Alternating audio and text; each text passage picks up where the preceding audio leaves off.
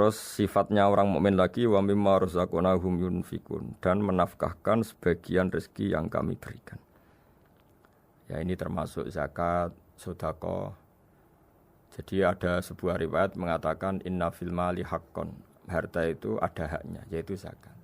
Tapi ada juga saran inna fil mali haqqon siwa zakat. Di luar keharusan zakat juga ada hak-hak kita untuk memberikan sebagian rezeki kita. Taruh saja misalnya saya punya uang 10 juta. Secara nisab zakat belum sampai 1 nisab. Karena 1 nisab itu sama dengan nilai 84 gram emas. Itu kalau diuangkan, kalau 500 ribu ya sekitar 42 juta. Tapi kita sebelum punya 1 nisab pun tetap ada keharusan mengeluarkan sebagian.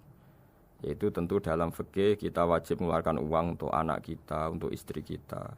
Itu yang wajib-wajib. Kemudian ada sosial, kita nyumbang masjid, nyumbang yatim piatu macam-macam. Sehingga kata para ulama, ciri utama mukmin diantaranya adalah melakukan zakat, baik zakat yang fardu maupun zakat yang sunat. Karena kata zakat itu dimaknai fardu sebetulnya definisi para ahli fikih untuk membedakan zakat yang wajib dengan sedekah. Tapi sebetulnya zaman dulu enggak ada seperti itu. Zakat itu maknanya bersihkan harta. Sedekah dari kata sedekah bukti benarnya iman. Jadi sedekah dari kata dari kosakata sedekah yasduqu sidqon, sesuatu yang membuktikan kita loyal itu disebut sodak. Kita nikah, mas kawin di bahasa Arab kan sodak dari kata sedekah juga. Kita bukti iman, loyal, kita sedekah. Bukti bahwa kita teman akrab disebut siddiq atau sodik. Kalau dalam bahasa Arab teman namanya juga sodik karena cara bertemanan secara benar, secara loyal. Sehingga wa mimma razaqnahum yunfikun ini ya memasukkan zakat yang dalam terminologi fikih yaitu zakat yang zakat al-wajibah atau zakat yang dengan makna lughat yaitu artinya asal membersihkan harta kita entah lewat zakat, sedekah, hadiah kepada orang-orang yang kita hormati semuanya juga masuk dalam definisi zakat atau wa mimma razaqnahum yunfikun. Kemudian sifat terakhir dari orang muttaqin adalah walladzina yu'minuna bima unzila ilaika wa ma unzila min qablika bil akhirati hum yuqinun ulaika ala hudam mir rabbihim wa ulaika humul muflihun. Di sini diterjemah mereka yang beriman kepada kitab yang kami turunkan kepadamu dan yang diturunkan sebelum kamu.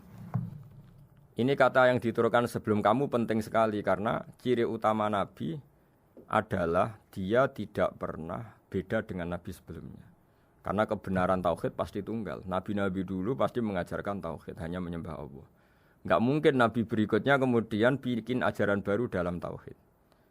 Sehingga andaikan semua kitab Injil, Taurat itu masih versi yang orisinil, pasti enggak ada yang beda dengan Quran. Karena ciri utama kebenaran adalah iman dengan Quran dan iman kepada kitab yang diturunkan sebelum Al-Quran. Wabil akhiratihum yuqinun, mereka juga yakin akan datangnya hari akhir. Itu bisa disebut yaumul ba'ats.